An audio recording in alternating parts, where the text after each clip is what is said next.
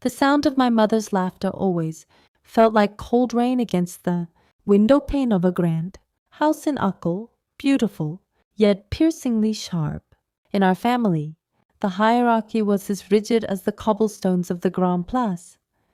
My brother, Mathis, 6 years my junior, was the undisputed sun around which our entire universe revolved. To Madame Marguerite, our mother, Mathis could do no wrong. Even when he came home smelling of cheap perfume and guilt, or when the family's textile business in Ghent began to bleed silver, she would simply stroke his hair and blame the world for naught. Understanding his visionary nature, I, Elodie, was merely the observer, the daughter expected to hold the umbrella over the golden child while he danced in the puddles he created. For years I had watched him manipulate everyone with a smile that never quite reached his eyes, a smile that mirrored the deceptive calm of the North Sea. Mathis had been married to Camille for 5 years. She was the daughter of a prominent Bruges lace maker, a woman of such quiet grace and patience that she seemed almost out of place in our chaotic lineage. She was the one who held the fragments of his life together, ignoring the whispers in the cafes of Excels and the late-night texts that lit up his phone like warning flares. But Mathis was a creature of habit, and his habits were destructive. He didn't just have an affair, he had a gallery of them, each one more brazen than the last. My mother's advice to Camille was always a variation of the same cruel theme. A virtuous wife is a silent one. She told her that men in the Brussels elite had needs that couldn't be met at home, and that it was Camille's duty to maintain the facade of their perfect union. The collapse happened on a Tuesday, under a gray, suffocating sky. Camille didn't just find a receipt or a stray earring this time. She walked into their townhouse near Avenue Louise and found Mathis with another woman in their own bed. There was no room for excuses, no space for my mother's poetic justifications. Camille packed her life into 3 suitcases and fled to the coast. When I called her, her voice was a ghost of itself, hollow and thin. I told her she was finally free of the rot, and for that, she thanked me with a sob that broke my heart. I thought the nightmare was ending, but for my mother, the spectacle was just beginning. She called me that evening, her voice vibrant with a terrifying joy, claiming Mathis was finally liberated from Camille's stifling demands. She wanted me to host a grand gala at our estate, a divorce party to celebrate his newfound freedom and show the world that our family stood united. I refused her with a coldness that seemed to stun the very air between us. To celebrate the destruction of a marriage built on lies felt like an invitation to damnation. My mother's reaction was instantaneous, a transformation. From a doting matriarch to a venomous stranger. She accused me of being a traitor to our blood, a cold Fleming who didn't understand the heat of family loyalty. Then came the words that changed everything. She claimed I didn't belong in the family, that my lack of devotion to Mathis was proof that I wasn't my father's daughter. She disowned me then and there, her voice echoing with the finality of a gavel. It was a blessing, or so I told myself as I sat in my apartment overlooking the canal, but the sting was deeper than I admitted.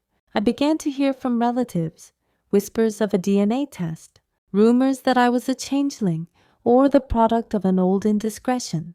Amidst this chaos, a figure from the periphery began to emerge. Monsieur van de Velde, the family's longtime notary from Antwerp, sent me a cryptic message. He didn't offer condolences. Instead, he sent a series of old ledger copies and a warning to watch the movements of a man named Xavier Delacroix. Xavier was Mathis's business partner, a shadow who frequented the darker corners of the Antwerp diamond district. As I dug through the documents Van de Velde provided, the family drama took a sharp turn into a detective's nightmare. Mathis wasn't just a failed businessman or a philanderer. He was a conduit. The investments my mother had been funding with our father's inheritance weren't going into textiles or real estate. They were flowing into a complex web of shell companies managed by Delacroix. The realization hit me like a physical blow.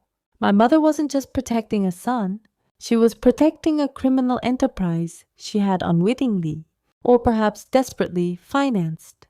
She had been taking out massive loans against the family estate to cover Martha's shortfalls, which were actually debts owed to people far more dangerous than a divorce lawyer. Camille's departure had threatened to expose these financial irregularities, and my mother's frantic attempt to throw a party was a desperate smokescreen to convince the creditors that everything was still perfect. The accusations against my paternity were a tactical move to isolate me, to ensure I couldn't look into the books or claim my share of the remaining assets before they were all liquidated to satisfy Delacroix. The arrest of Mathis was not the end. It was merely the opening of a tomb that had been sealed for decades. While the police searched the townhouse in Brussels, I found myself drawn back to our ancestral textile factory in Ghent, skeleton of red brick and broken glass that stood like a silent witness on the banks of the Leie. It was here that my father had spent his final days, and it was here that Monsieur Van de Velde suggested I look for the missing pieces. The air inside the factory was thick with the scent of damp, woolen old grease. As I moved through the shadows, I felt the weight of the family legacy pressing down on me. I wasn't just looking for financial records anymore. I was looking for the reason why my mother had been so desperate to protect Mathis, even at the cost of her own sanity and my existence. In a hidden compartment beneath the floorboards of the manager's office, I found a leather-bound journal. Not my father's, but my mother's. The entries dated back to before I was born. They spoke of a man named Hugo, a shadow from her past who bore a striking resemblance to the descriptions of Xavier Delacroix. As I turned the fragile pages, the family drama took on a darker, more sinister hue. My mother hadn't been funding Mathis's business out of blind love. She had been paying a blood price. Xavier wasn't just a partner. He was the ghost of a debt that could never be settled. The paternity issue she had raised against me was a projection of her own deepest fear. Every euro she had funneled through Mathis into Delacroix's shell companies was an attempt to keep a 30-year-old secret buried. I realized then that Mathis was never the golden child. He was the sacrifice, the one she had molded into a criminal to satisfy the demands of a man who held her soul in a vice. The detective work became a race against time. I spent nights in the Royal Library, cross-referencing names and dates. Monsieur Van de Velde remained a constant, albeit cryptic, presence. He would leave small tokens of evidence on my doorstep. A photograph of my father with a man whose face had been scratched out. A bank statement from a defunct branch in Wallonia. I began to suspect that Van de Velde knew more than he was letting on. He wasn't just a notary. He was the curator of our family's sins. He moved through the legal system with a surgical precision, cutting away the rot wall, keeping the patient, me, alive. Just enough to witness the surgery. I wondered if he was a savior or simply a different kind of executioner, waiting for the perfect moment to reveal the final, crushing truth. The train journey from Brussels to Luxembourg city was a blur of rain-streaked forests and grey, rolling hills. I sat in the corner of the carriage, the key Monsieur Van de Velde had given me pressing against my palm like a brand. Every passenger felt like a threat. Every glance from a stranger felt like a probe into the secrets I carried. Upon arriving, the bank was a cathedral of glass and steel, a place where silence was the only currency. When the heavy steel door of the vault finally swung open, I expected to find stacks of cash or perhaps a collection of stolen diamonds. Instead, the small box held only a single, weathered envelope and a digital drive. The letter was in my father's handwriting, dated only weeks before his accidental fall from the mezzanine of the Ghent factory. It wasn't a confession, but a roadmap of a betrayal so deep it made the current drama look like a child's play. The documents inside revealed that my mother's obsession with Mathis wasn't just favoritism, it was a desperate attempt to legitimize a lie. Mathis was not my father's son. He was the biological child of Hugo Delacroix, the man who had nearly bankrupted our family decades ago, and whose son, Xavier, was now finishing the job. My father had known the truth all along. He had kept Mathis in the family not out of love, but as a way to keep my mother under his control, using the threat of exposure to maintain the facade of their marriage. The paternity, rumors she had spread about me, was a mirror image of her own guilt, a psychological projection designed to hurt me with the very weapon that had been held over her head for 30 years. I realized that our entire family history was built on a foundation of coerced silence and mutual blackmail.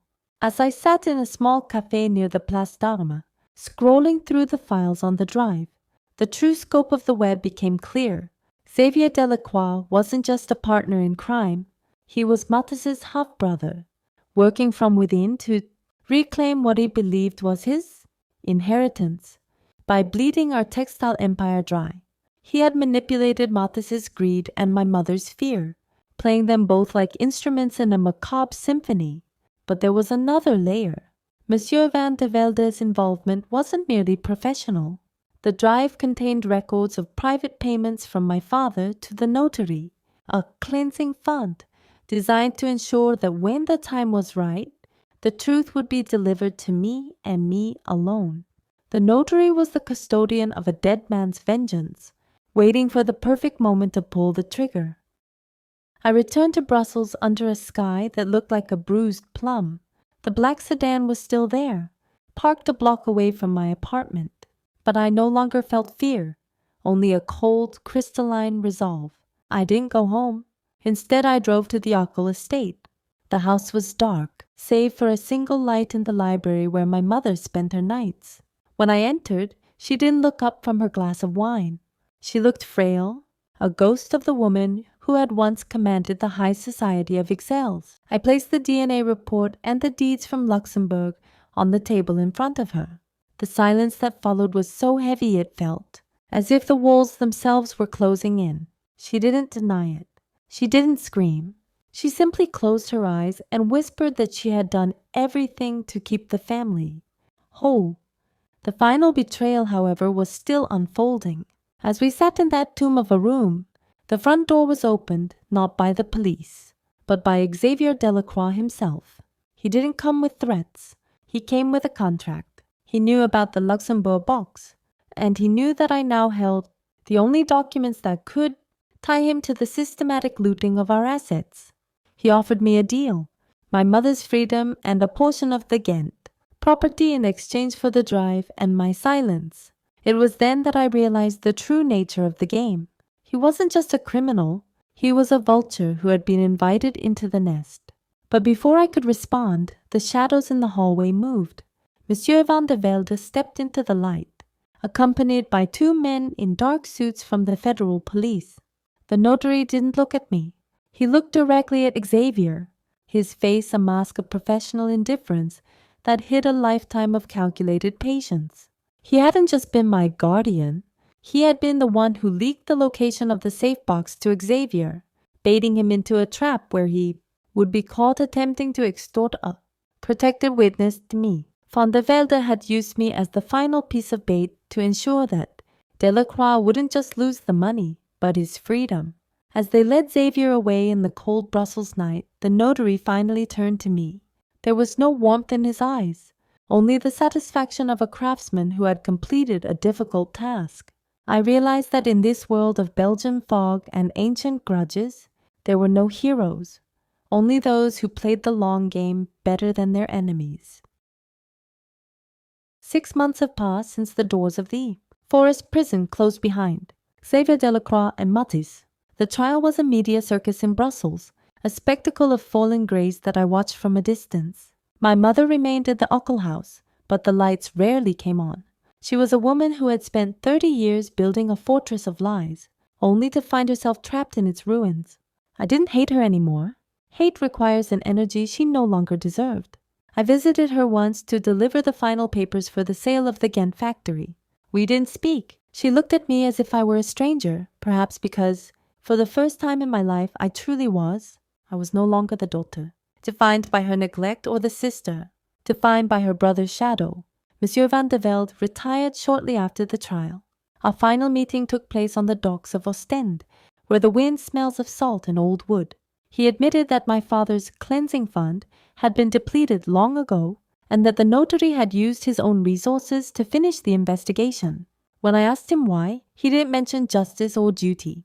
He simply looked out at the grey horizon and said that some stories are so poorly written that they deserve to be rewritten by someone who appreciates the truth. I realized then that he was the most dangerous man I had ever met, not because of what he did, but because of how long he was willing to wait to do it.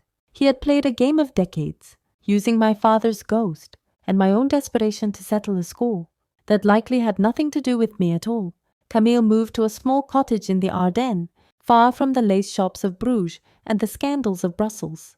We write to each other occasionally, sharing stories of a life that finally feels like our own. As for me, I kept a small portion of the inheritance, just enough to start an architectural firm that focuses on restoration.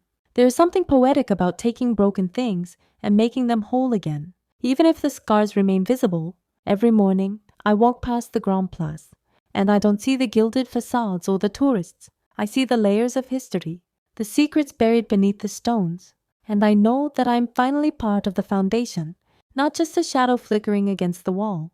The storm has passed, and for the first time, the rain against the window pane sounds like peace.